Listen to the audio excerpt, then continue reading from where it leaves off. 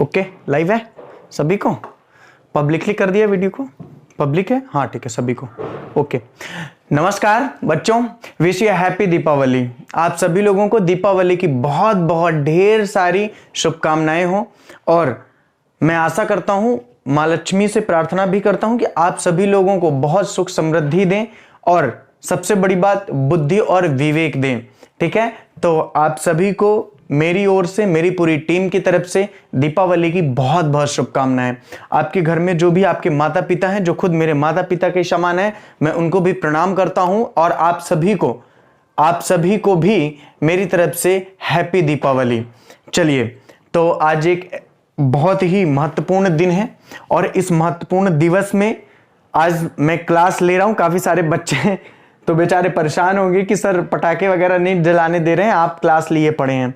बेटा इसीलिए क्लास को थोड़ा सा डिले किया गया ताकि आप आराम से पटाखे वगैरह फोड़ डालो, ठीक है, फिर पढ़ो आप।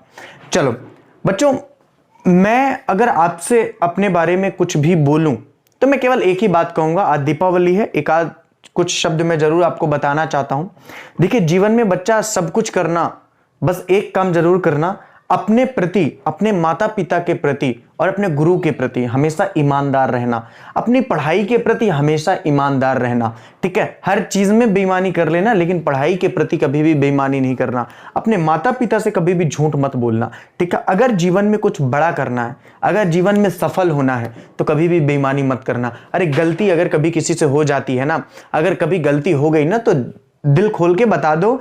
जैसे आपने कभी मान लो सपोजेड आपने अपनी मम्मी से बोला कि मम्मी मेरे को स्कूल जा रहे हैं, और बाय द वे किसी फ्रेंड की पार्टी थी, बर्थडे था, आप कहीं होटल वगैरह में चले गए वहां पे पार्टी सेलिब्रेट करने, आप वापस आओगे तो एक बार जरूर अपनी माँ को बताओ कि मम्मी मैं मतलब स्कूल नहीं जा पाई थी। हमेशा ईमानदार रहना, वहां पे फिर आपकी मम्मी आपको डांटेंगी। गलतियों में बच्चा जब तक डांटा नहीं जाएगा तब तक आदमी कभी नहीं सुधर सकता। कोई भी व्यक्ति हो, किसी भी व्यक्ति का जीवन हो, अगर वो सफल हुआ है तो उसकी गलतियों पर उसे डांटा गया है।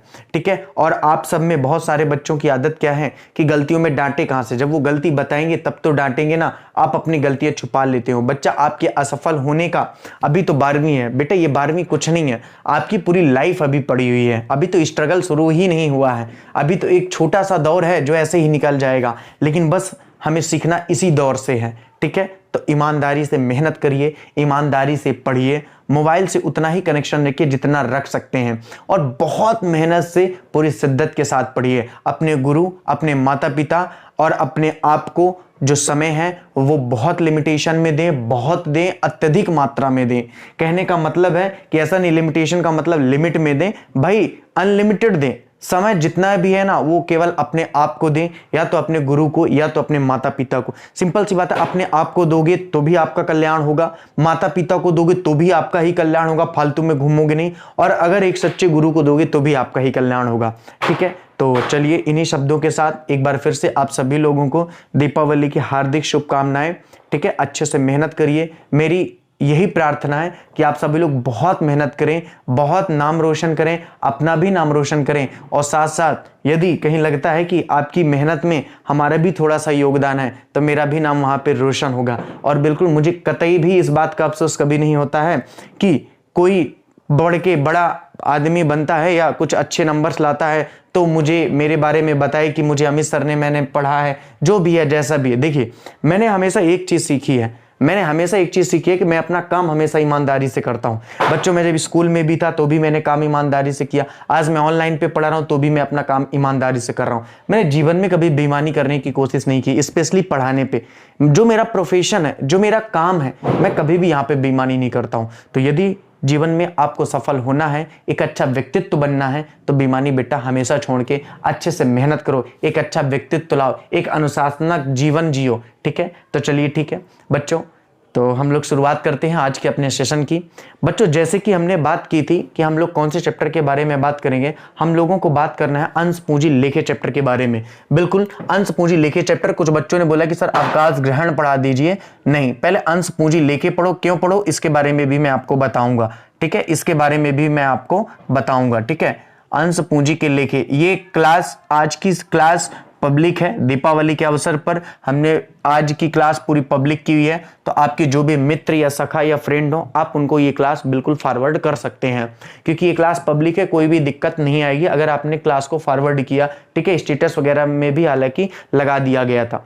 देखो बच्चे, आपसे जो भी पेमेंट ली जा रही है, बताइए आपने 22 अगस्त से हमारा बैच ज्वाइन किया हुआ है, कुछ बच्चे बाद में ज्वाइन करते हैं, उनको पुरानी क्लासेस भी दी जाती हैं। बच्चा, क्या कमी रह रही है? इंग्लिश आपका 12 लेशन तक हो चुकी है, टेक्स्ट बुक, वर्क बुक भी 11 लेशन कंप्लीट होने को है, ग्रामर की 30 से 35 क्लासेस हो चुकी हैं, अकाउंट की अगर बात की जाए तो पहला लेशन कंप्लीट हो चुका है, दूसरा लेशन कंप्लीट हो चुका है, तीसरा कंप्लीट हो चुका है, चौथा कंप्लीट हो चुका है, छठवां कंप्लीट हो चुका है, और आज हम लोग 7वें चैप्टर यानी अंश पूंजी के लेखे चैप्टर के बारे में बात करेंगे। तो बच्चा, इससे ज्यादा आपको क्या चाहिए? देखिए, एक छोटी सी मासिक फीस लगती है आपकी 300 रुपीज, वो भी बच्चे यकीन मानिए कुछ ऐसी समस्याएं हमारे साथ भी हैं, हमारी टीम के साथ में भी हैं कि हम लोग फ्री नहीं दे पा रहे हैं, वरना मेरे चैनल में बहुत सारी चीजें, आज ही मैंने अपनी मैथ की सारी क्लासेस फ्री में दी है। ठीक है, तो कुछ समस्याएं हैं जिसके कारण फ्री नहीं दी जा सकती है, तो आप भी ये समझदार हैं, अच्छे से पढ़िए, कोई मैटर नहीं करता। बच्चा, आपके जीवन में 300 रुपया कोई मैटर नहीं करते। वो बच्चे, मैं काफी सारे ऐसे बच्चों को जानता हूं, वो बच्चे बोलते हैं कि सर इस महीने हमारे पास पैसे की प्रॉब्लम है, सर 300 रुपये की प्रॉब्लम है।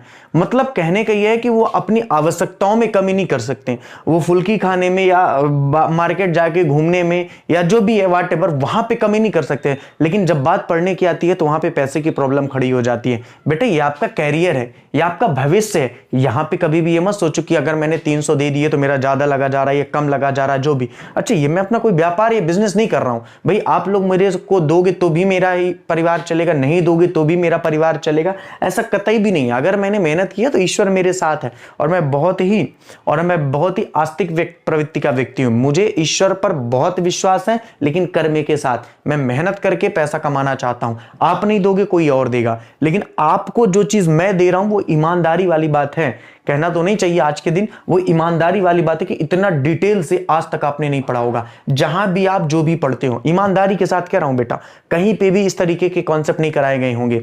आपने पहला चैप्टर पढ़ा, थोड़ा सा समझिएगा। पहले चैप्टर में हम लोगों ने अलाभकारी संगठन पढ़ा। अलाभकारी संगठन क्या होते हैं, आय के प्रमुख साधन क्या होते हैं, व्यय की प्रमुख मदें क्या होती हैं, प्राप्ति भुगतान खाता क्या होता है, इसको बनाते समय ध्यान रखी जाने वाली योग्य बातें बताइए। आय व्यय खाता क्या होता है, आय व्यय खाता बनाते समय ध्यान रखे जाने वाली योग्य बातें बताइए। प्राप्ति भुगतान खाता रोकड़ खाते में अंतर बताइए। प्राप्ति भुगतान खाता आय व्यय खाते में अंतर बताइए। प्राप्ति भुगतान खाता आर्थिक स्थिति का घोतक नहीं है, इत्यादि टाइप में जो भी कॉन्सेप्चुअल चीजें हैं, जो भी थ्योरेटिकल था, जो भी सवाल थे, प्राप्ति भुगतान खाते के सवाल, चाहे वो आय व्यय खाते के सवाल हो, पूरा बच्चा मैंने डिटेल से पढ़ा हुआ है। एक चैप्टर के 10 12 15 16 वीडियो मैंने बना के कंप्लीट करवाए हुए हैं। ठीक है, अगर बात की जाए सेकंड लेशन की, साझेदारी में हमने स्टार्ट किया। साझेदारी क्या है, साझेदारी की विशेषताएं क्या है, साझेदारी संलेख क्या है, संलेख की प्रमुख बातें क्या है, अभाव में नियम क्या है। उसके बाद अगर बात की जाए तो परिवर्तनशील पूंजी खाता क्या होता है, स्थायी पूंजी खाता क्या होता है, लाभ हानि नियोजन खाता क्या होता है, लाभ हानि नियोजन खाते का प्रारूप क्या होता है, लाभ की गारंटी क्या होती है, ख्याति क्या होती है, ख्याति की विशेषताएं क्या होती हैं, ख्याति को प्रभावित करने वाले तत्व क्या होते हैं, ख्याति के प्रकार क्या होते हैं, ख्याति मूल्यांकन की विधियां क्या होती हैं, सारा कुछ बच्चा मैंने डिटेल कराया हुआ है। A to Z और A to Z सवाल भी मैंने पढ़ा रखे हैं। ठीक है, अगर बात की जाए बच्चा तीसरे चैप्टर की साझेदारी का पुनर्गठन, साझेदारी के पुनर्गठन से आप क्या समझते हैं, इसकी कौन कौन सी दशाएं होती हैं, पुनर्गठन में क्या क्या होता है, नए साझेदार का प्रवेश कैसे है, विद्यमान साझेदारों के लाभ हानि अनुपात में परिवर्तन क्या कहलाता है, उसमें ख्याति का समायोजन कैसे करते हैं, संचय व अवतरित लाभों का समायोजन कैसे करते हैं, पुनर्मूल्यांकन लेखों का समायोजन कैसे करते हैं, वो सारी बातें हम लोग बात कर चुके हैं साझेदारी के पुनर्गठन चैप्टर में। बच्चा, अगर बात की जाए नए साझेदार प्रवेश चैप्टर के बारे में, तो नए साझेदार का प्रवेश क्या है, प्रवेश की दशाएं क्या है, कैसे प्रवेश के समय कौन कौन सा कॉन्सेप्ट होता है, जैसे कि नया लाभ अनुपात, प्रत्याग अनुपात की गणना, ख्याति के लेखों के बारे में भी बच्चा हम लोगों ने बात कर रखी है। अगर बात की जाए तो उसमें पुनर्मूल्यांकन क्या है, पुनर्मूल्यांकन से आप क्या समझते हैं, पुनर्मूल्यांकन के अंतर्गत कैसे तैयार किया जाता है, पुनर्मूल्यांकन और पूंजी खाता कैसे तैयार किया जाता है। मैंने एक ही कॉन्सेप्ट को कराया है और पूरे पुनर्मूल्यांकन के सवाल कंप्लीट किया, कहीं आपको नहीं मिलने वाले हैं। कोई भी टॉपिक ऐसा नहीं है जो मैंने एक भी टॉपिक छोड़ा हो। बच्चा, मैंने इसके पहले आपको फर्म का विघटन पढ़ाया था। साझेदारी फर्म के विघटन से आप क्या समझते हैं, फर्म के विघटन से आप क्या समझते हैं, फर्म के समापन के समय कौन कौन सी विधियां होती हैं, साझेदारी फर्म का समापन और फर्म के समापन में क्या अंतर होता है, पुनर्मूल्यांकन खाता तथा वसूली खाते में क्या अंतर है, अपने आप अब आपको समझ में आ गया हो कि क्या होता है वसूली खाता और पुनर्मूल्यांकन खाते में अंतर। ठीक है भाई, वसूली खाता फर्म के जीवन काल में एक बार खोला जाता है, पुनर्मूल्यांकन खाता फर्म के जीवन में कई बार खोला जाता है। वसूली खाता खोलने की दशाएं क्या हो सकती है, किसी साझेदार की मृत्यु हो जाना, दिवालिया हो जाना। यहाँ पे भी क्या दशा हो सकती है, किसी साझेदार का अवकाश ग्रहण कर लेना या नए साझेदार का प्रवेश होना, तो इत्यादि रूप से वो भी वसूली खाता और पुनर्मूल्यांकन खाते में आपका अंतर कंप्लीट हो गया होगा। अगर बात की जाए वसूली खाता बनाते कैसे हैं, सब कुछ बच्चा कंप्लीट किया जा चुका है। इसीलिए वसूली खाते के समय कौन कौन सी प्रविष्टियां होती हैं, पुनर्मूल्यांकन के समय कौन कौन सी प्रविष्टियां होती हैं। बच्चा मैं कहना केवल एक बात चाहता हूं कि जितना अकाउंट मैंने पढ़ाई है, मैंने स्टार्ट में ही बच्चों से बोला था, आपको पता नहीं होगा जो बच्चे, चूंकि आज पब्लिक क्लास हो सकता है वो बच्चियां भी सुन रही हो या वो बच्चे भी सुन रहे हो, जब मैंने 22 अगस्त को पहली पेमेंट ली थी और मैंने बोला था कि मैं आपको अकाउंट पूरा कंप्लीट कराऊंगा, फ्री अब नहीं दे सकता हूं, मैं पैसे लूंगा क्योंकि बेस्ट क्वालिटी देने वाला हूं, तो काफ़ी सारी बच्चियां, अच्छा मुझे अच्छा लगा, उसमें कोई दिक्कत वाली बात नहीं है, मैं प्रॉपर उसका नाम नहीं लेना चाहता हूं, ना ही मैं उस स्कूल का नाम लेना चाहता हूं। एक ग्रुप बना था पहले भी फ्री वाला, आप सबको पता है, ठीक है, तो उसने वहां पे कमेंट किया, मैंने उसको एक्सेप्ट किया, मैं चाहता तो ब्लॉक कर सकता था। उसने वहां पे कमेंट किया कि ये मास्टर केवल लूटने वाला है, पैसे लेने वाला है, इसको कुछ नहीं पढ़ाना है, अपने अपने घरों में जाके पढ़ो। बड़ा अच्छा लगा था मुझे उसका कमेंट, लेकिन आज हंसी भी आ रही है उसके कमेंट के ऊपर। बच्चा यदि आप सुन रहे हो तो आप देख लो, मैंने इतना कंप्लीट कर दिया है और इतने इंग्लिश मेरे यहाँ कंप्लीट हो चुका है। और आप जहाँ भी पढ़ते हो ना बेटा, उसकी नोट्स उठा करके देख लेना। और आपके पास तो मेरी नोट्स होंगी नहीं, क्योंकि मैं नोट्स केवल उन्हीं को देता हूं जिन्होंने मेरा पेड बैच लिया हुआ है। मैं पूरा कॉन्सेप्ट देता हूं, पूरे वीडियो देता हूं।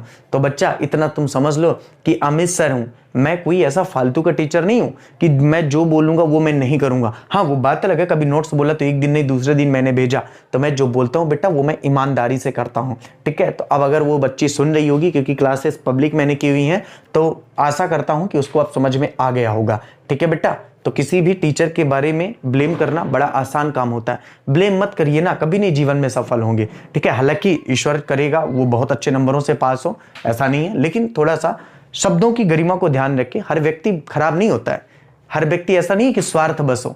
अरे आप ये बताइए, आप जहां भी जैसे भी पढ़ते थे, लॉकडाउन में क्या किसी ने आपको कॉल करके बोला जुलाई में क्लासेस है पढ़ लो अच्छे से, अगस्त में क्लासेस है पढ़ लो अच्छे से? नहीं। देखो, हर व्यक्ति स्वार्थ से जुड़ा हुआ है, तो जब हर व्यक्ति जुड़ा हुआ है तो मैं क्यों स्वार्थ से नहीं जुड़ूंगा? अगर मैंने आपसे 300 रुपया मांगे पर मंथ, तो क्या मैंने पहाड़ मांग लिया? ठीक है, तो खैर उन शब्दों के बारे में ना ही बात करें तो ज्यादा बेटर है, ठीक है। लेकिन अच्छा लगता है, गर्व लगता है, उस बच्ची ने मुझे चैलेंज किया था और वो चैलेंज मैंने एक्सेप्ट कर लिया था, और आज परिणाम आप सबके सामने है। इंडिया की टॉप मोस्ट क्लासेस में से अमित सर की क्लास चलती है और अजय सर की क्लास चलती है।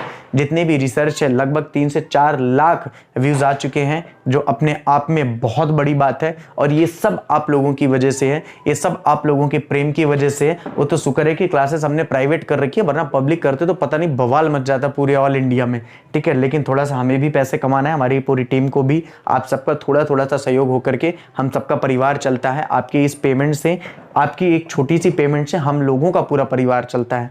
तो चलिए ठीक है, इन्हीं शब्दों के साथ हम लोग सेशन को शुरुआत करते हैं।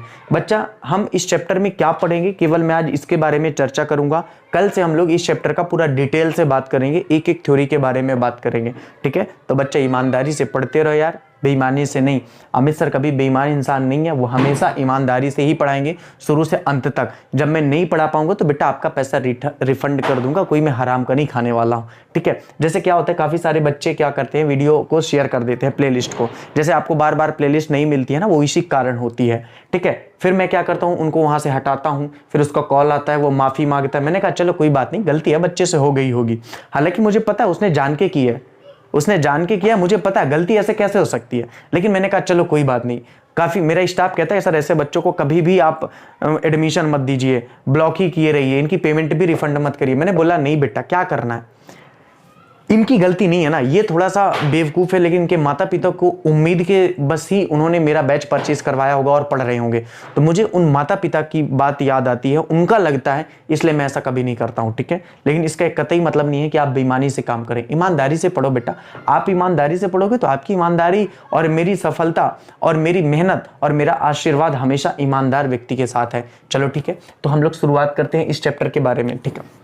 बच्चों मैं बहुत ही शॉर्ट में ऊपर का भी बात करूंगा, इस चैप्टर को कल अपन डिटेल से बात करेंगे। भाई पब्लिक क्लास है, पब्लिक क्लास में इतना अच्छा कैसे मैं करवा दूंगा, ठीक है, वरना दिक्कत हो जाएगी ना, ये तो भाई प्राइवेट क्लास में ही चलेगा, ठीक है। लेकिन चीजें थोड़ा सा समझ लीजिए।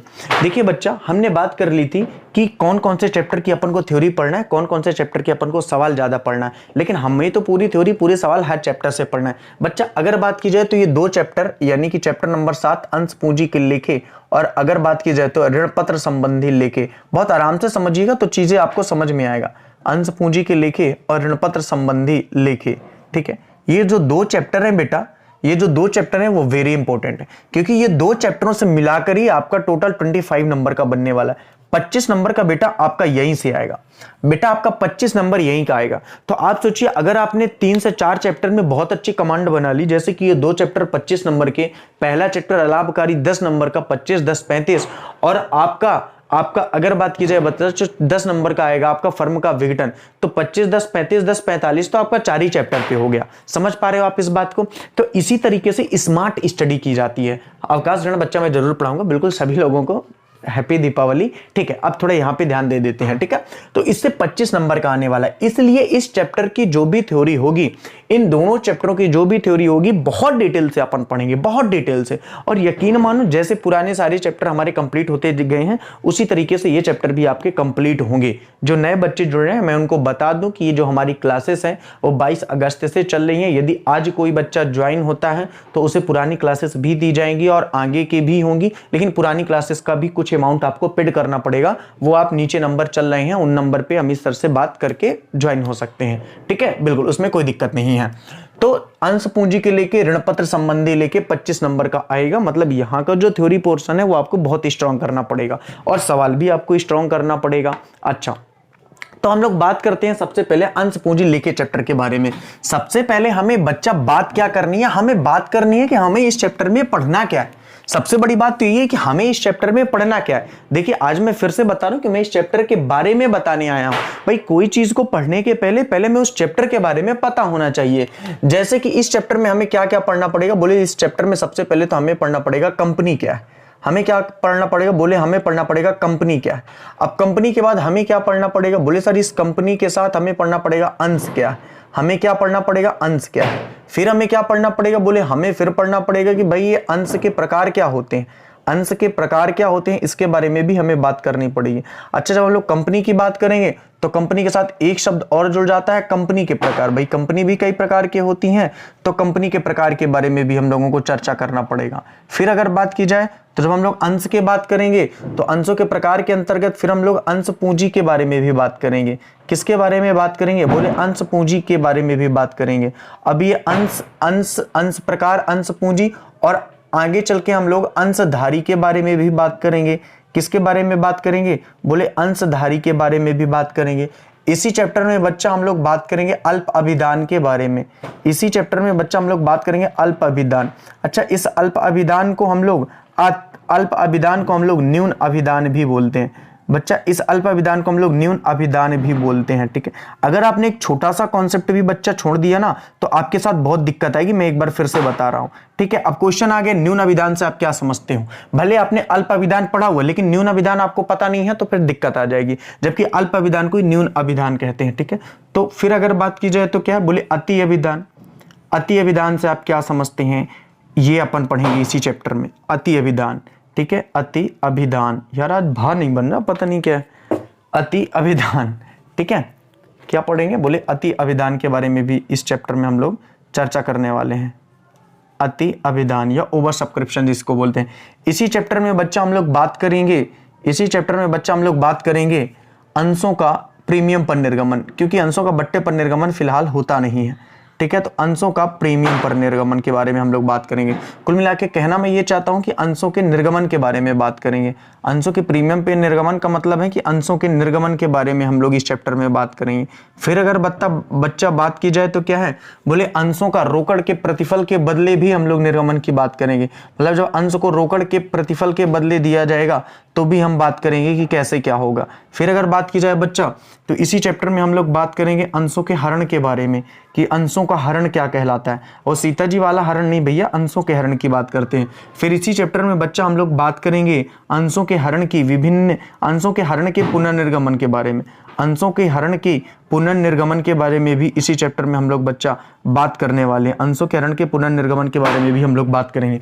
बच्चा इसी चैप्टर में हम लोग बात करेंगे कि अंशों के निर्गमन के समय कौन कौन सी प्रविष्टि की जाती है, अंशों के निर्गमन के समय कौन कौन सी प्रविष्टि की जाती है, अंशों के हरण के समय कौन कौन सी प्रविष्टि की जाती है, समतांशों एवं समतांशों के प्रकार, पूर्वाधिकार अंशों के प्रकार, पूर्वाधिकार अंश समतांश में अंतर, समतांशधारी पूर्वाधिकार अंशधारी में अंतर।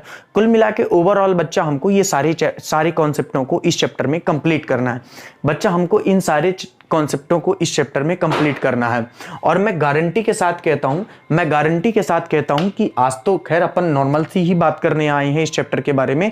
कल से जब ये क्लास चलेगी, बिल्कुल कल संडे है, कल क्लास रख लेंगे, कोई दिक्कत वाली बात नहीं है, ठीक है। यहाँ दीपावली संडे सब बराबर है यार, मैं मेहनत करने के लिए यहाँ पे आया हूँ, मुझे आपको पढ़ाना है, मुझे कोई बहाना नहीं ढूंढना है कि आज मैं छुट्टी कर दिया, मैं कोचिंग वाला हूँ 6 दिन 7 दिन की मैं छुट्टी कर दिया, दीपावली के 7 दिन की छुट्टियां, यार ऐसा नहीं होता यार। अगर फ्री है तो फिर पढ़ाना है, सिंपल सी बात है। जब कभी बिजी शेड्यूल है तो ठीक है। अब जैसे अजय सर की भी आज क्लास रख देते, दिक्कत कुछ नहीं थी, पर उनका गाँव जाना था तो इसलिए वो थोड़ा सा परिवार से जुड़े हुए हैं तो वो थोड़ा सा वहां पे चले गए, वरना वो भी मेरे से बहुत महान इंसान है, ठीक है। अगर कहूं कि जितना प्रेम आपका मेरे प्रति है, मेरा प्रेम उतना आपके प्रति है। और मेरे लिए तो खैर एक ईश्वर के रूप हैं अजय सर, उनके बारे में तो मैं निःशब्द हूं, मैं कुछ भी नहीं बोल सकता हूं, ठीक है। क्योंकि ऐसा होता है ना कि जहां से हमारी हाइट खत्म होती है वहां से अजय सर की हाइट शुरू होती है। पढ़ाई की बात कर रहा हूं, एक्चुअल हाइट पे मत जाना, ठीक है सर के। हाँ, वो थोड़ा सा मेरे से कम जरूर हो सकती है। चलो, तो हम लोग कंपनी के बारे में, कंपनी के प्रकार के बारे में, अंश के बारे में, अंश प्रकार के बारे में, अंश पूंजी के बारे में, अंशधारी के बारे में, इनके बारे में पढ़ेंगे। मोटे तौर पर आपको इस पूरे चैप्टर में 2 चीजें घूम घूम के आ रही हैं, एक तो कंपनी, दूसरा अंश। क्या घूम के आ रही? बोले एक तो कंपनी घूम के आएगी, दूसरा अंश घूम के आएगा। एक तो कंपनी घूम के आएगी, दूसरा अंश घूम के आएगा। आखिरकार ये कंपनी क्या है और आखिरकार ये अंश क्या है। वैसे तो कल हम लोग विस्तृत रूप से चर्चा करेंगे उसके बारे में, लेकिन थोड़ा सा आज इसके बारे में समझ लीजिए कि हमें पढ़ना क्या है। बच्चा मैंने इसीलिए आज ये कॉन्सेप्ट कराया ताकि आपको पढ़ना क्या है ये आपको पता चल सके। बच्चा मैंने ये कॉन्सेप्ट इसीलिए कराया ताकि आपको पढ़ना क्या है ये आपको बच्चा पता चल सके, ठीक है। तो बात को समझिए, जब हम लोग इसमें पढ़ेंगे कंपनी क्या है ना, व्हाट इज अ कंपनी। तो देखिए कंपनी अपन किसे कहते हैं, कंपनी का अभ्युदय कैसे हुआ, कंपनी का विकास कैसे हुआ। देखो पहले क्या होता था कि लोग कम होते थे, बहुत पहले। भाई अगर बात की जाए 1947 की, तो 1947 में भारत की जनसंख्या मात्र 30 करोड़ या 40 करोड़ के लगभग थी। आज भारत की जनसंख्या 125 करोड़ 130 करोड़ प्लस है। ये तो 2011 की जनगणना बता रहा हूं, 130 करोड़, अभी ज्यादा हो चुकी है। तो कितना जनसंख्या बढ़ी। तो कहने का मतलब क्या है, पहले जनसंख्या का स्वरूप छोटा होता था। जब जनसंख्या कम थी तो एकाकी व्यापार चला करता था, एक व्यक्ति मालिक होता था, एक ही व्यक्ति व्यापार को चलाता था, वही वस्तु को उत्पादन करता था, वही वस्तु को बेचता था, और जितने भी लोग थे उनको वो संतुष्ट भी कर देता था। लेकिन फिर धीरे धीरे क्या हुआ, जनसंख्या बढ़ी तो व्यापार को बढ़ाना पड़ा, और वो व्यापार एक व्यक्ति के पास इतना पर्याप्त मात्रा में पैसा नहीं था कि वो उस व्यापार को चला सके। तो फिर किसका विकास हुआ, बोले फिर वहां पे साझेदारी का विकास हुआ। किसका विकास हुआ, फिर वहां पे साझेदारी का विकास हुआ। अब जब साझेदारी का विकास हुआ, जनसंख्या बढ़ती गई, 2 या 2 से अधिक व्यक्ति मिलकर व्यापार को चालू करने लगे। हम सबने साझेदारी के बारे में बात की हुई है कि 2 या 2 से अधिक व्यक्तियों के द्वारा जब आपस में मिलकर के किसी भी वैधानिक व्यापार को आपस में चलाते हैं, उसे ही हम लोग साझेदारी कहते हैं। इन सारी बातों में हम लोग पहले ही चर्चा कर चुके हैं साझेदारी चैप्टर के बारे में। फिर क्या हुआ, फिर जब बहुत ज्यादा मात्रा में जनसंख्या बढ़ी तो बहुत ज्यादा मात्रा में उत्पादन करने की आवश्यकता पड़ी, तो बहुत ज्यादा मात्रा में उपभोग करने की आवश्यकता। उत्पादन मतलब होता है वस्तु का उत्पादन करना, उपभोग मतलब होता है खाना। तो जब बहुत ज्यादा जनसंख्या है तो बहुत उपभोग होगा, बहुत उपभोग होगा तो बहुत उत्पादन होगा, बहुत उत्पादन करना पड़ेगा तो बहुत बड़ी पूंजी की आवश्यकता पड़ेगी, और बहुत बड़ी पूंजी की आवश्यकता पड़ेगी तो 4-6 व्यक्ति मिलकर के उस पूंजी की पूर्ति नहीं कर पाएंगे। बच्चा यहीं से विकास होता है कंपनी का। बच्चा यहीं से विकास होता है किसका, बोले कंपनी का होता है। तो कंपनी किसे कहते हैं, बोले कंपनी का तात्पर्य ही होता है, कंपनी का तात्पर्य ही होता है कि वह भौतिक स्वरूप रखने वाली, वह बड़ी कंपनी, वह बड़ा व्यवसाय का वह स्वरूप जहां पर एक कृत्रिम है। कंपनी कैसी है, तो कंपनी एक कृत्रिम व्यक्ति है। देखो व्यक्ति का मतलब क्या है, देखो 2 तरह के लोग हो सकते हैं, मतलब 2 तरह की चीजें होती हैं। एक तो होती है प्रकृति, एक होती है कृत्रिम। कृत्रिम वो है जो जो इंसान ने बनाया, प्रकृति है जिसको ईश्वर ने बनाया, तो हम सब प्रकृति हैं, लेकिन हमारे द्वारा बनाई गई चीजें क्या होती हैं, कृत्रिम होती हैं, आर्टिफिशियल होती हैं। तो कंपनी एक कृत्रिम व्यक्ति है। तो जहां से साझेदारी और एकाकी व्यापार का स्वरूप समाप्त होता है, वहां से अभ्युदय होता है कंपनी का। बच्चा, वहां से किसका अभ्युदय होता है, कंपनी का। तो कंपनी वह एक बृहत्तम स्वरूप है। कंपनी एक कृत्रिम व्यक्ति है जो कंपनी के अधिनियमों के अनुसार एक समूह, ध्यान से समझना, कंपनी एक कृत्रिम व्यक्ति है। कंपनी एक कृत्रिम व्यक्ति है जो कई सारे लोगों का एक समूह है, जो कंपनी अधिनियम के अनुसार संचालित की जाती है और भविष्य में लाभ अर्जन करने के लिए खोली जाती है। उसे ही हम लोग कहते हैं कंपनी। एक साधारण सी भाषा है, एक साधारण सी भाषा भी मैं बता रहा हूं। अभी कुछ भी नोट नहीं करना, कुछ भी नहीं लिखना, आज केवल आपको सुनना है। कल से हम लोग डिटेल से बात करेंगे। अभी तो मैं एक ओवरव्यू दे रहा हूं कंपनी के बारे में, थोड़ा कुछ तो पढ़ के आओ कल से, है ना। उसे कंपनी, या तो एक सिंपल सी डेफिनेशन है, कंपनी एक कृत्रिम व्यक्ति है जिसका पृथक अस्तित्व है, अविच्छिन्न उत्तराधिकार है, अपनी एक वो मुद्रा है, उसे ही हम लोग कंपनी कहते हैं। बच्चा, कल हम लोग डिटेल से बात करेंगे कि कृत्रिम व्यक्ति क्या होता है, पृथक अस्तित्व क्या होता है, अविच्छिन्न उत्तराधिकार क्या होता है, सार्व मुद्रा क्या होती है। यहां से भी छोटे छोटे क्वेश्चन डायरेक्ट बन जाते हैं। बहुत डिटेल से बच्चा बात करेंगे, बहुत डिटेल से। तो इसे हम लोग कंपनी कहते हैं। अब सवाल ये आता है कि अंश क्या है। बच्चा ध्यान से समझना, बहुत आराम से समझो। आज वॉल्यूम बैकग्राउंड आएगा, आप समझ सकते हो दीपावली है, इसीलिए मैंने बोला कि आज अगर एक इंपॉर्टेंट चैप्टर है, अगर आज इसको शुरुआत कर देंगे, बैकग्राउंड की आवाज आएगी, पटाखों की पाट पाट पाट पाट पाट, बहुत भयानक, तो वो थोड़ा सा इरिटेट मैं भी होगा और आप भी, और आप हो जाओ चलेगा, मैं इरिटेट होऊंगा तो बहुत सारे बच्चों का नुकसान होगा। ठीक है, तो इसलिए थोड़ा सा कल अपन क्लास रख लेंगे शुरुआत से इसका। देखो, जब कंपनी खोलना होता है तो बहुत सारी मात्रा में पूंजी की आवश्यकता होती है। अब वो पूंजी कौन देगा, बोले दो तरीके हैं। पहला, या तो बहुत सारे मात्रा में उधार ले लो। कितना उधार ले सकती है भाई, कितने लोग उधार देंगे, या तो बैंक से उधार ले लो, चलो वो भी हमने कर दिया, या तो अंश का निर्गमन कर दो, या तो अंश का निर्गमन कर दो। अब प्रश्न यह आता है कि अंश का निर्गमन क्या है और अंश क्या है। ध्यान से बात को सुनना, ध्यान से बातों को सुनना। कंपनी की पूंजी ये है, मान लो कंपनी की पूंजी, कंपनी की पूंजी जिन छोटे छोटे भागों में विभक्त होती है, कंपनी की पूंजी जिन छोटे छोटे भागों में विभक्त होती है, उन्हीं छोटे छोटे भागों को क्या कहते हैं, अंश कहते हैं। ये मान लो कंपनी की एक पूंजी है, इस पूंजी की कीमत मान लो 1 करोड़ रुपया है। कितने करोड़ है, मान लो 1 करोड़ रुपया है। और ये कितने है, मान लो 1 2 3 4 5 6 7 8, ठीक है ना। मान लो इसको 8 करोड़ चलो कर देते, 8 करोड़ है, तो मान लो 1 करोड़ में ये बटी हुई है, 1 करोड़ में ये क्या है, बटी हुई है। तो कंपनी में अंश क्या होता है, ध्यान से समझना, बहुत ध्यान से। कंपनी की पूंजी का वह भाग जो छोटे छोटे भागों में विभक्त होता है, उसे ही बच्चा हम लोग क्या कहते हैं, उसे ही बच्चा हम लोग अंश कहते हैं, उसे ही हम लोग क्या कहते हैं, अंश। तो अंश का मतलब क्या है, बोले अंश का मतलब है कि कंपनी की पूंजी जिन छोटे छोटे भागों में विभक्त होती है, कंपनी की पूंजी जिन छोटे छोटे भागों में विभक्त होती है, उसे ही बच्चा हम लोग क्या कहते हैं, अंश कहते हैं। उसे ही बच्चा हम लोग क्या कहते हैं, अंश कहते हैं।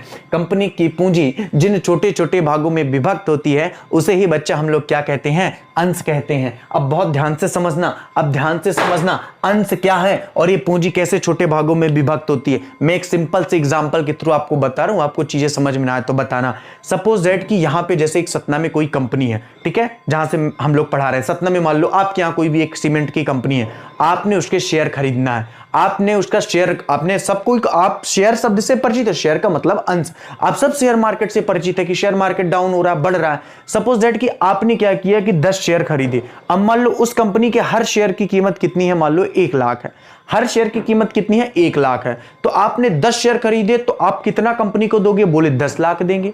आप कितना कंपनी को दोगे, बोले 10 लाख देंगे। तो आप ये बोलोगे कि ये 10 लाख हमने दिया, इसका क्या मतलब है, बात को आप समझना। यहां पे कंपनी की पूंजी जिन छोटे छोटे भागों में विभक्त रहती है, उन्हें अंश कहते हैं। जो इन अंशों को लेता है वो अंशधारी कहलाता है, जो इन अंशों को लेता है वो अंशधारी कहलाता है। बच्चा, यहां पे साझेदार नहीं होगा, यहां पे अंशधारी होगा। जो उन अंशों को लेता है वो अंशधारी कहलाता है। और अंशधारी इन अंश के बदले क्या देता है, बोले अंश पूंजी देता है। अंशधारी इस अंश के बदले क्या देता है, बोले अंश पूंजी देता है। अंशधारी इस अंश के बदले क्या देता है, बोले अंश पूंजी देता है। तो कहने का मतलब है कि कंपनी की पूंजी जिन छोटे छोटे भागों में विभक्त रहती है, उसे अंश कहते हैं। जो इन अंशों को लेता है वो अंशधारी कहलाता है।